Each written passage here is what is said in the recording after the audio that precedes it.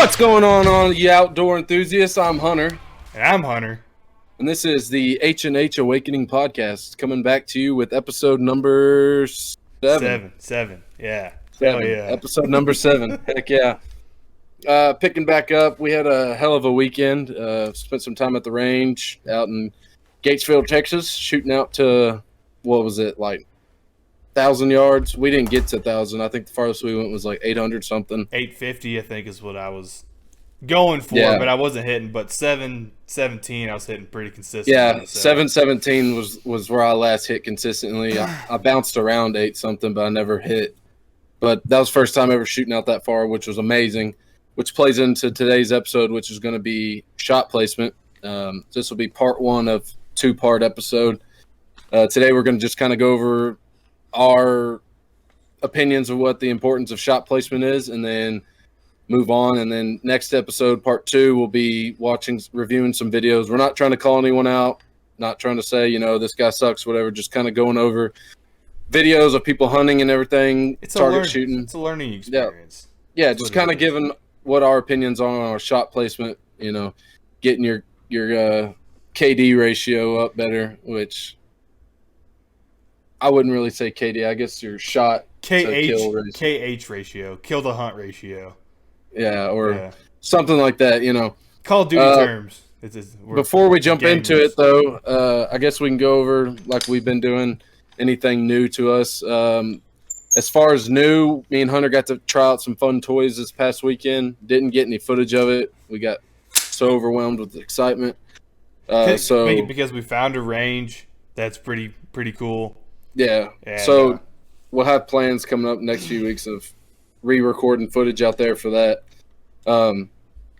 If you notice, me and Hunter, you notice on his chest, and then you can't see mine, but we finally got our chest rigs in. We want to start running some tactical drills, I guess. I guess I'll start. I went with the T-Rex Arms Ready Rig. Let me turn on my mic. Maybe you can hear me better. But this is the T-Rex Arms Ready Rig. There's my makeshift cuffs. I haven't fully kitted it out yet, but I have my Nebo light, which is, I think, 2,000 lumens. I don't know how many candelas it puts out. Got my 3 223 mags right here. I'm going to run pistol mags once I get some more in for my CZ. And then Sharpie for the range for marking hits. And then I have a knife in it, but I was using it at work today. Still need to get mine. I just got mine in, so I still need to get it out, but I got some cool patches for it. Haven't really ran drills or nothing with it, but I've been wearing it around. First rig ever. It's pretty comfortable, pretty flexible. I don't feel like I'm being choked out by it, but that's all I have to say right now. I think the one thing about it, though, it's not really big boy accessible. I don't know if they have different sizes on their website or not. I don't think. Yeah, if you're not a doomsday fit, it doesn't fit you. I get it. But if you look at the guy who makes it, it's $120. I'm pretty chunky right now, so I'm trying to get that fixed. But I wore our friends, and it was pretty tight. So, but with mine, what I got the Faro Concepts chest rig. On the front, I got the dope pouch on it. Then I have a three AR mag carrier in the back, 2 pistol in the front. It's kind of hard to see with the lighting I have right now. And then I have like a little pouch right here for like small tools.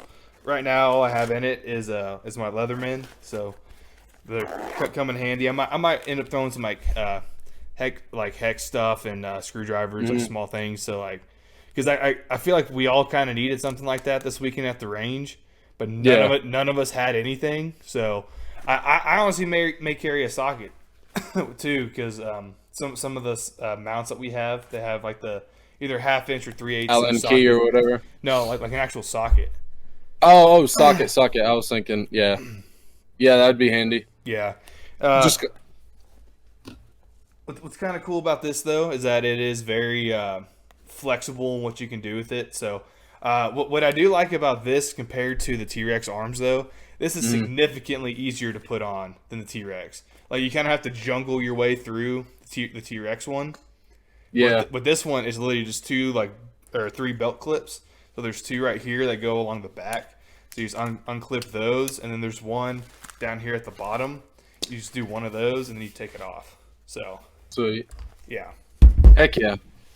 Well, And it also has yeah. Velcro on the back here, so you can put your tactical patches on it. Yeah. So. Yeah. Oh, and then I have gloves on the side. Yeah, I want to get some gloves for mine. If anyone listening has any recommendations for some gloves, Mechanics. definitely. Yeah, I've been looking at the mechanics. Everybody seems to be running those. They're pretty nice. I want to find some in FDE, but They're kind of hard to. It's kind of hard to find in. Oh wait, FDE. Yeah. They make the 5. So I have the 5mm ones. I've run 511 gloves, and I think I've ran one Magpul glove. My Magpul glove had burned whenever I touched my suppressor, and it was kind of a fun day. But yeah, the mechanics ones though, that like I don't know. I have nothing bad to say about them. it burned when you touched the tip. Yeah, but with the 511, I didn't really like them that much because they broke so easily. I don't wear gloves that often, so whenever they break after like the 10th time putting them on, I know they're not great. So like especially when you're not like using them like crazy. Yeah, so on like some gloves it has like a little loop where you can put your finger through it and you can pull it all the way, like make sure it's all the way on your hand. Mm-hmm. That's what broke on it. And then, oh, really? Yeah, and then the side of my pinky, that part ripped too. Yeah, yeah. And I don't have very big hands either, and they were large size glove. Yeah, so not really worth the investment. No, I just live and learn that the greatest part about gloves, they're not that expensive, so you can kind of test the water, see what you like. So, yeah, figure out what fits best, what works best. Yeah. Well, yeah, we definitely want to re-record when we go back out to the range and then get some more footage of that. I guess the next thing we'll be starting with is just kind of jumping into the shot placement thing. Why shot placement is important and what is shot placement. For those of you who don't know, majority of you probably do, but shot placement is, for example, you're competing or you're hunting, it's where you're trying to put that bullet. For instance, when you're hunting, you're wanting to go for a vital shot, something that's going to, do the job quick and easy, one shot if possible. Most of the time it is one shot. You want to make sure you're going for vitals. You're not aiming at the back hip, or you're not hitting high or hitting low, something that's going to require a second shot or potentially let the animal run off. Which, you can say, oh, I was aiming right where I need to, but it hit 4 inches left. That comes into play with practicing, putting time in at the range like we did this weekend, knowing where your gun hits under certain conditions, knowing how to adjust to wind and everything, because we got lucky at the range this weekend. There wasn't a whole incredible amount of wind, so we didn't have to account for that too much. There was a little bit of a crosswind, like maybe 3 miles an hour, which doesn't affect the bullet that much. No. When you start getting up to 10, 15, that's where you start needing to adjust. Yeah, it was low enough wind that at 400 yards with the new AR I built, I could sit there and just repeatedly send rounds down range, and it was hitting where it needed to. It was hitting the target, which the target we were aiming at, to kind of give you all a point of reference, is about the size of an average man's torso. It's called an IPSEC target. Yeah, so I didn't know that's what it's called. Well, so there's with steel, this is kind of going off from the whole point of this podcast, but on like steel targets, there's different size, like torso targets is what they call them, because it's like the general outline of like a, belly up without the arms. So there's IPSEC, which is, it's almost a 1-to-1. It's based off averages, which I'm tall and you're tall as well, so we're above the average size. But it's like the average size, and then they have half size, and I think they have a third or a quarter size too for like torso targets. So it kind of gets you a variable and what you're shooting at. Yeah, but basically it wasn't that big of a win to affect a 223 55 grain bullet at 400 yards, which comes into shot placement is knowing your load, knowing your the bullet you're shooting, the cartridge and everything, and knowing how that wind affects it. All kind of factors into your shot placement. So, for instance, going to the range like we did today, shooting distance with shot placement, you want to know, calculate. It's going to seem like a lot, but once you do it all once, it'll make it a lot easier from now on. So, for instance, whenever I was shooting out past, because I've never shot out past 300 yards in my life, and once I was shooting, when I got to 400, 500, all the way up to 800, I would make marks in my notes, telling me, hey, this is what tick mark or where I needed to aim for this distance or whatever. So now I have a general idea. Next time I go out there, okay, I use this. This is my point of reference on my scope next time, and then I can account for wind or any kind of other conditions out there. But basically, most of the time with wind, it's going to be Kentucky windage, because like where we were shooting, it was all like enclosed. So like there was wind, we weren't feeling it like going like left to right or right to left. Yeah, we had a little bit coming head on with us. If you ever felt it, it wasn't a lot though. Like whenever I was off to the side shooting prone, I could feel it more right there. But yeah, you're a little more out in the open. Yeah, but unless you have like a Kestrel or something like that, and you can't really read the wind, then you're just gonna have to just kind of just ballpark it. It's the best way that I've been seeing a lot of people using to measure their wind when they're shooting is, which it may be that thing you just said. I'm kind of getting new into precision, but a little handheld wind meter. Yeah. Got like a little fan and it. Yeah. So Kestrel's the brands. Okay. I think that's just what I've seen people call it. Even if it's not a Kestrel, they'll call it a Kestrel. Well, for the sake of the podcast, we'll call it a wind gauge, I guess, or whatever. Yeah. You can get those. I mean, I've seen them at like Cabela's for like $50-$60. It just depends on. By the way. Okay, well there you go. That windmill engineer kicking in over there. But yeah, you can use those to measure your wind and everything. Which really, unless you got crazy speeds, until you get out past 300, I feel like the wind doesn't become that big of a factor. Like 100 yards, 200 yards, the wind will affect it a little bit, but I don't think it affected enough to have to go get one of those and really start calculating wind and everything. Also depends what you're shooting though, because like if you're shooting a 22, every mile an hour wind matters. So hopefully, from my speaking, coming from the hunting aspect, hopefully you're not whitetail hunting with the 22, and if you are, probably wouldn't tell many people that because get you in jail. It's illegal, I think, in every state. Pretty positive. Yeah, you can't hunt with a rimfire cartridge in most areas. But no, going back to your shot placement. So shot placement, I guess you could say it's basically the same thing as point of impact. Well, it all factors in together. But so from the hunting aspect, which Hunter can kind of talk about the target shooting aspect of shot placement. But from hunting aspect, if you pull up a general, what would you call it, map of the whitetail vitals, I guess that's what you could say. What would you call it, Hunter? Yeah, vitals. Yeah.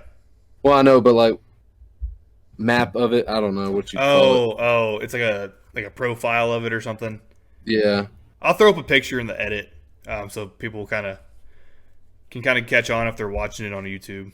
Yeah, I'm just gonna pull it up here on my iPad so I can kind of have a reference for looking at. Yeah. So the thing with shot placement. Anatomy. Is that the word? Yeah, the anatomy of it. So shot placement, from my understanding with hunting, it really matters once you start getting it up to what's it called? Bigger game too. Like I'll throw a picture up of it, so you don't have to worry about that. Send me that picture and I'll put it up. All right. But with whitetail, obviously if you shoot with a big enough cartridge, like if you shoot it with like let's say 300 Win Mag at like 200 yards, the animal's probably just going to drop in its track from the shock, right?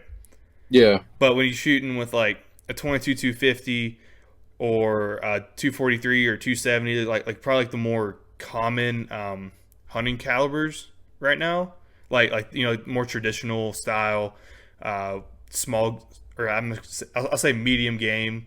Um, you have to be more particular, especially with the 22 250, because it's such a Mm, small bullet. Like yeah, yeah, it's going super quick and it can drop animals, but uh, it doesn't have a whole lot of mass behind it. So it's got to hit something important, or it's just going to run off. Like you can't hit it yeah, in like the hindquarters and have it run off. yeah. When you become a good marksman with that 22-250, Hey, hey, you hey. tend to drop everything you shoot at. 22-250 is what I've been hunting with since I was little. And But definitely, I have that one, and it shot oh yeah. pinpoint this weekend. So I feel like so the thing is with shot placement. So Hunter will hopefully have the picture up right now as I'm talking about it, but you'll see in the picture right behind his shoulder. There's a lot of vital areas. You have the lungs, the heart, and then the liver. Um, if you can catch some of that lungs and heart, most of the time you're going to have a pretty solid kill. Which typically hunting whitetail and majority other animals is the rule we always do is put it right behind the shoulder. You'll see on the animal as they're walking, you'll see kind of like a crease towards their chest. Um, generally if you aim right behind there or aim wherever you need to for the bullet to impact there, according to how you sight it in your rifle, generally 9 times out of 10 you're going to have a shot that ends up killing within the first shot. I've with my 22-250, I've always had them drop in their tracks. But depending on your cartridge, depending on exactly where you hit, the animal, size of the animal, everything, they may run. But if you hit them in a good vital spot, they're going to end up going down for the count. But that kind of goes into the cartridge thing with shot placement and everything. Is I feel like some people, a majority of people, they think that if they overcompensate with the size of the bullet, they don't have to worry about shot placement as much, which I think is a very bad habit to get into, especially when hunting. Target, maybe not as much, but the no, hunting aspect aside, it matters. It's a different kind of matter, though.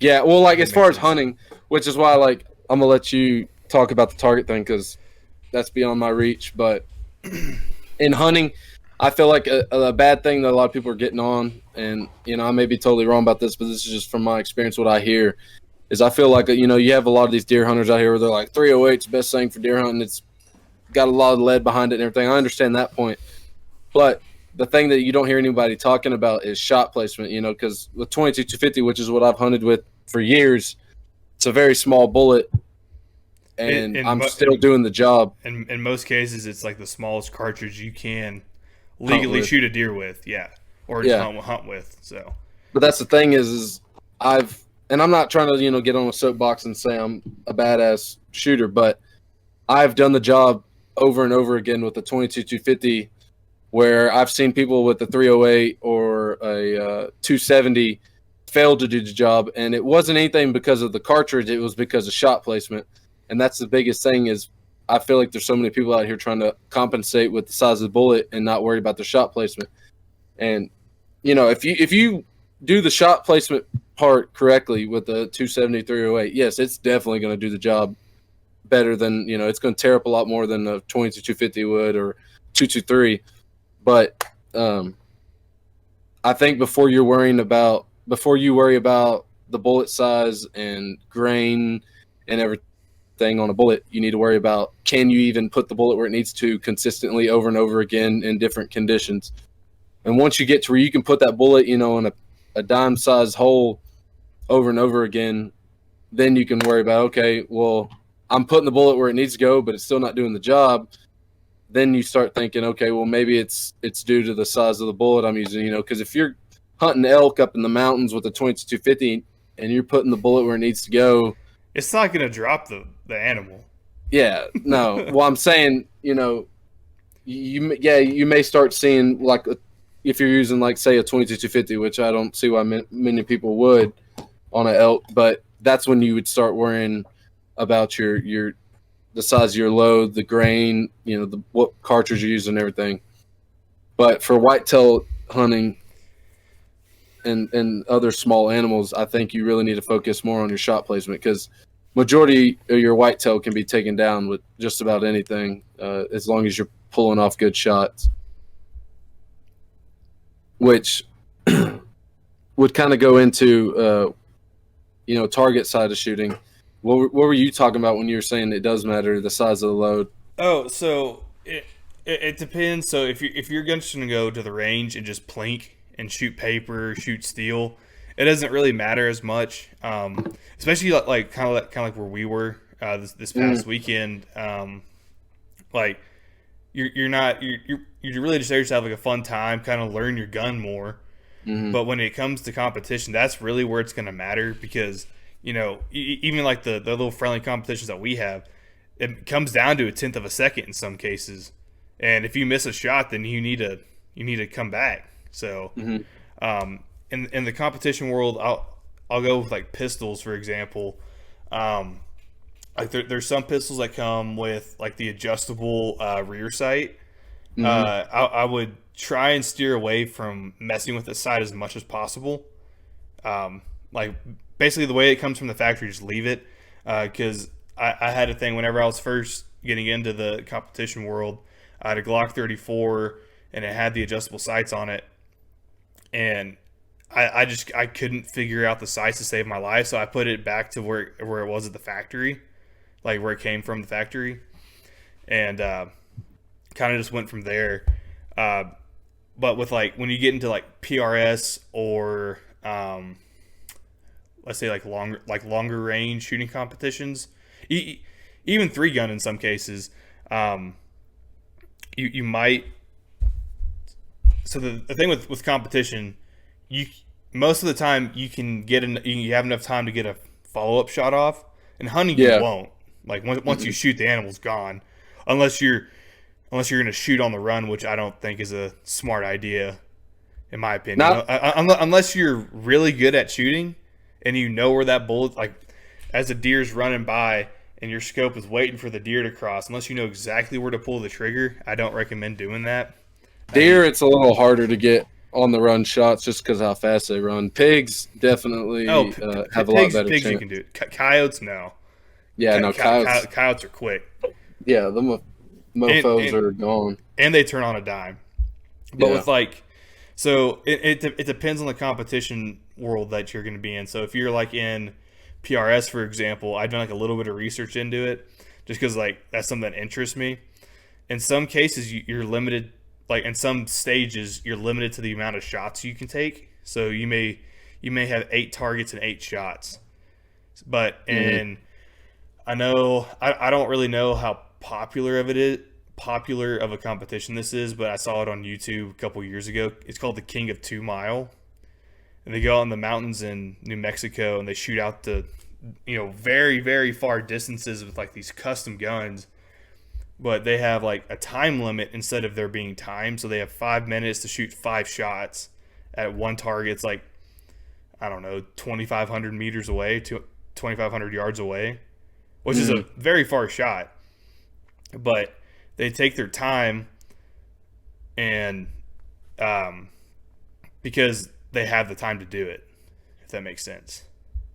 Yeah, they're not worrying about the animal running or getting a shot off in the perfect, because when it comes to like hunting a whitetail or whatever, you can't just pull up and shoot. If they're got their ass towards you or they're facing you, generally you want to try to take a more broadside shot, better chance of hitting something, and 2, you can get easier access to the vitals, which is the difference between like what Hunter's saying is, in hunting you don't necessarily have all the time in the world to sit there and adjust your shot, shoot, reshoot, and figure out where you're hitting.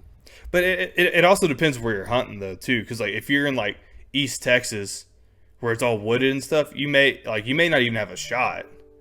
But you kind of know what I mean. Mm-hmm. So, but with what's it called? Both like in West Texas where there's more desert, there's less brush. You can probably it depends how far you are, but you can probably get 2 shots off if it's far enough away. Mm-hmm. Because like have you seen the video of The guy's shooting like 400 yards, and they take yeah. like 2 or 3 shots. Yeah, hold on. I'm getting It's a call on Discord. Sorry. There you go. Yeah. But but like it's like they're shooting at elk at like 1,000 yards away, and they miss like right at the foot, but the elk walks like 5 foot because it doesn't know what just happened. Mm. But with target shooting though, it really depends on the competition, because like if you're being timed, you want to get shots off as fast as possible and actually hit targets, right? yeah, But because you're trying to like we were doing this weekend, where yeah, you gotta hit it with, and then also have a good time. yeah, yeah. But that when it comes to competition shot placement, it's really going to come down to like, have you ever heard of the it's not a known game, but it's like it's a known game, but or a known competition, but it's not really a formal competition. It's like a friendly thing. It's like a know your limits kind of competition. Is that So where you like just keep going out farther and farther, or what? yeah, so you can either do it by distance or by size of target. It's actually really fun with 22s. So it'll start off with like, let's say like a 2-inch little circle at 50 yards, and it goes down to like 1.5 inches, then an inch, then 3/4, and it just keeps getting smaller, smaller, smaller. And then the smallest target that you can hit is like the size of the bullet. So like you have to be on it. But you can basically go as long as you want until until like you're like, I don't know if I can hit it, so I'm just gonna stop. But if you go ahead and shoot it and you miss, you're done. So that comes down to practice and understanding where that bullet's gonna impact once it leaves the barrel. Mm. At any distance, you can do it with any gun at any distance, but 22 is probably the most fun because you can do it at like 50 yards, 25 yards with whatever gun you want. And it's cheap ammo and no recoil. Oh, you can get expensive 22 ammo, dude, and it's even more fun because you actually there's people that are hitting the size of the bullet targets. Yeah, with that little bit better Yeah, ammo. It's not your feed store bucket of $10 bullets. yeah. But half of them look like they've been sitting out in the rain for a month. yeah, exactly. So so one thing about the King of 2 Mile, like that I was watching, so these guys they're shooting like 416 Barrett, 50 BMG, 408 Shy-Tech, like these super long range calibers, right? Well, one of them, so most targets they're going to be like a 1 MOA target, and if you don't know, an MOA is like 1.08 something inches at 100 yards. Well, it gets bigger obviously as you go out to distance. So when these guys are shooting out to like 2,400 yards, this target's 24 inches wide, right? Or it could be a two MOA target, because that's at those distances you're getting into the transonic region and it's getting destabilized bullets and all that kind of stuff. But these guns are shooting, sub MOA, and when they get out to that distance, an MOA is 24 inches wide. And so if they aim dead center and they hit just off the target, a lot of the times they're not going to readjust their aim. They're just going to aim, keep shooting the same spot, because like there's so much more variation, because like the wind could have been blowing more on that last shot, and it just died down on this shot. There's so many different things.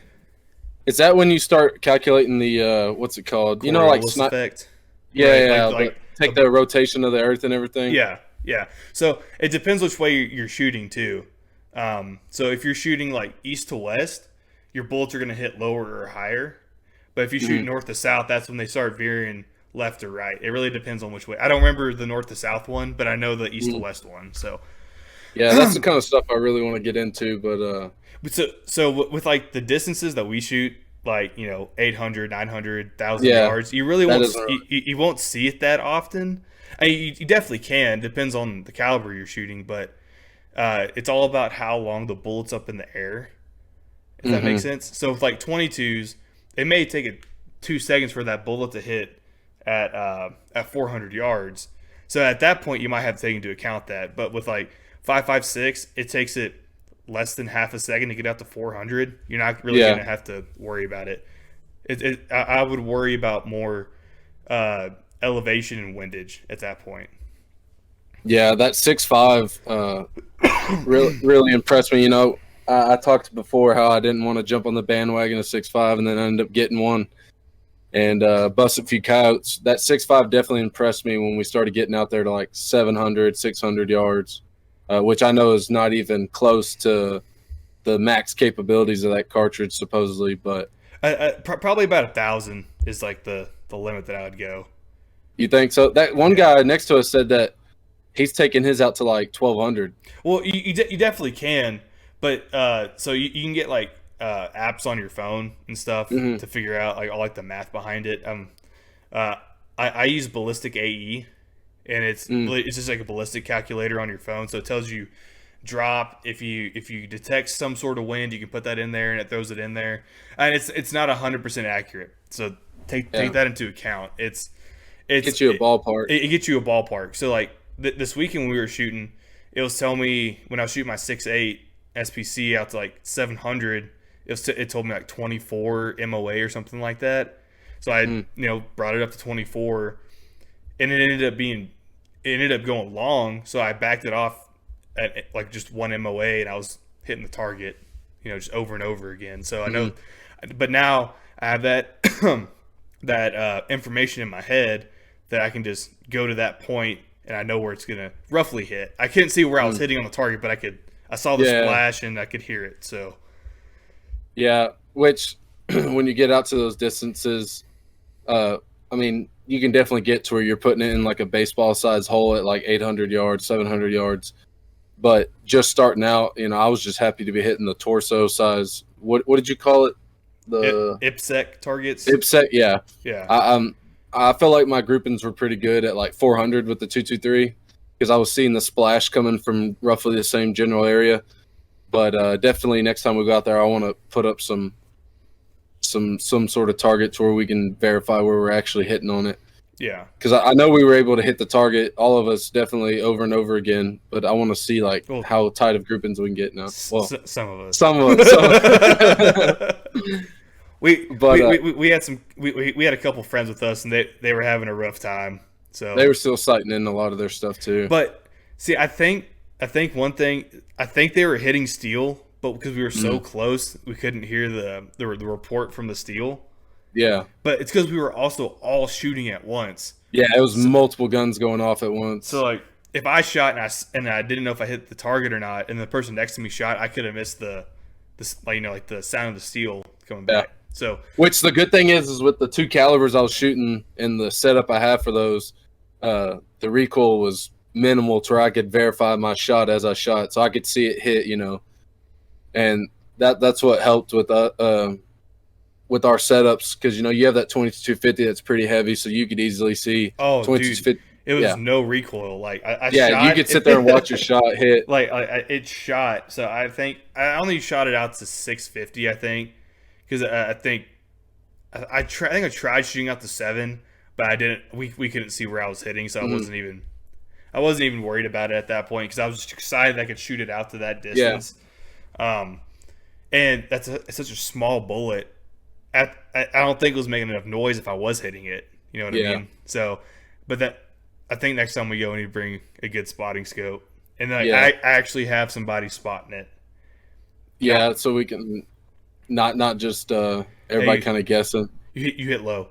Yeah. I definitely think we need to try the more precision side of it, like getting our groups tighter next time we go out there, and we'll make sure to film it this time. Now that we've kind of got the butterflies out of our system, but going into like precision shoot or not necessarily precision shooting, but getting good shot placement and point of impact. Everybody's probably asking, well. Especially for the new guys, is like what optics to run and everything.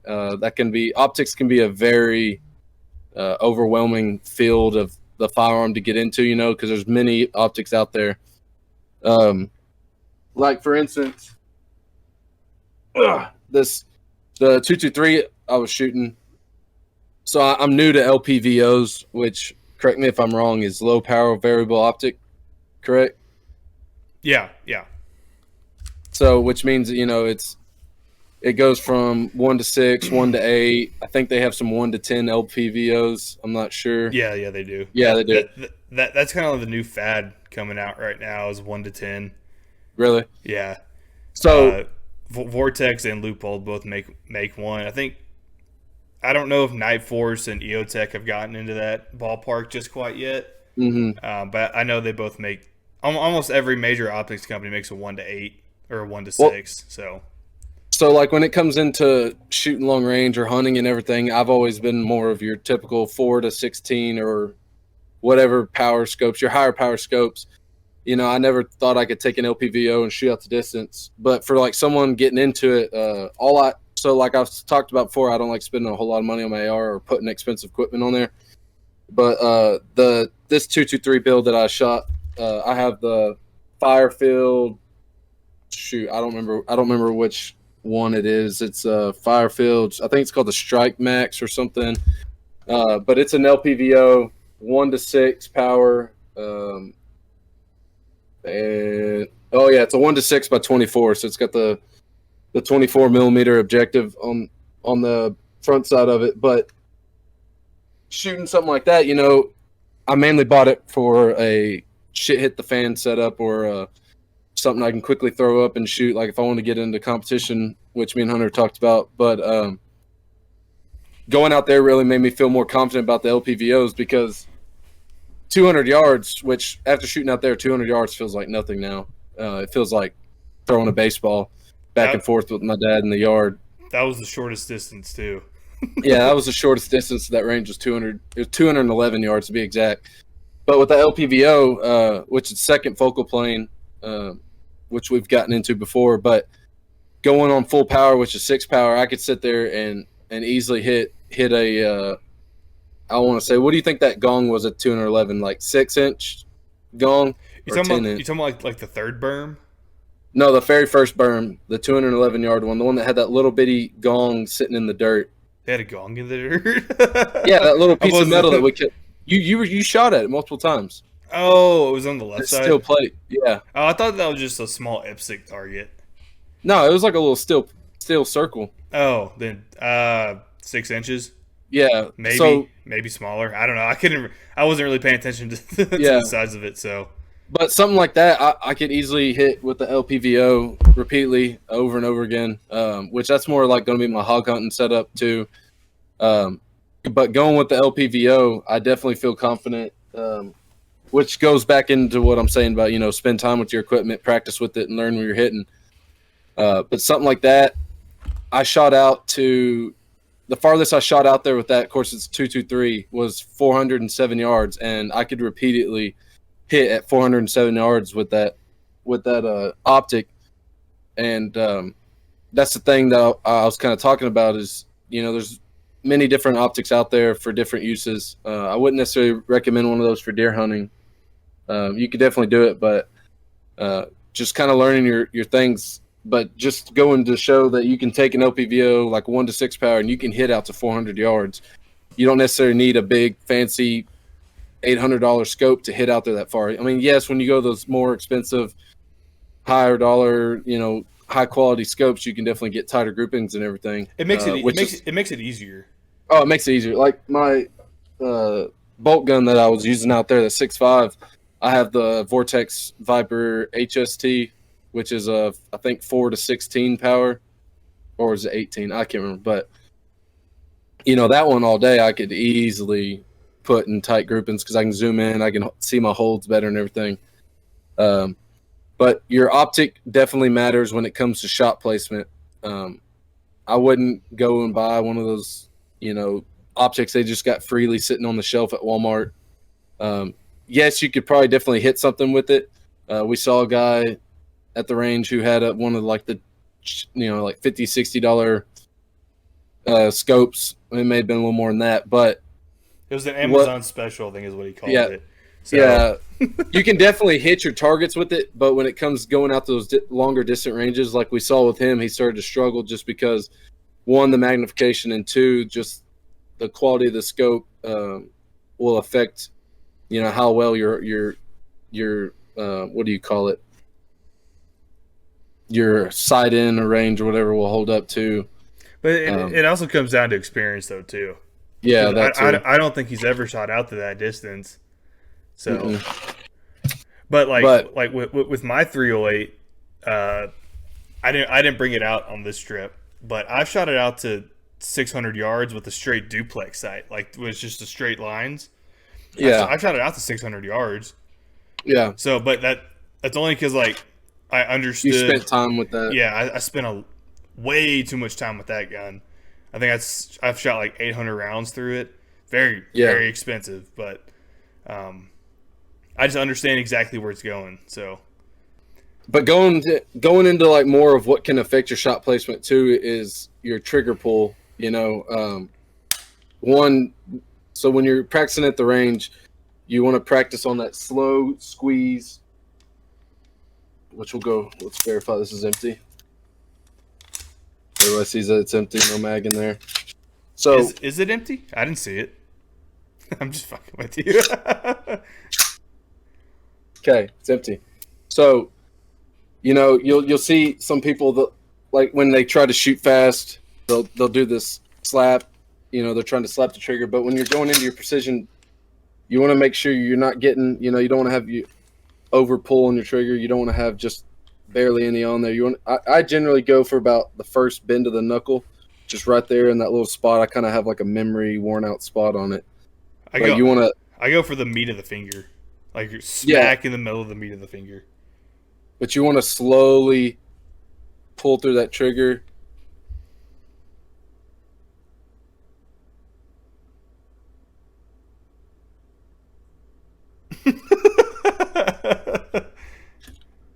But yeah, so when you're shooting, you really want to make sure you're getting a consistent spot on your finger. Eventually, as you're shooting, you'll start to kind of get a memory feel for it. Same thing with like archery and stuff.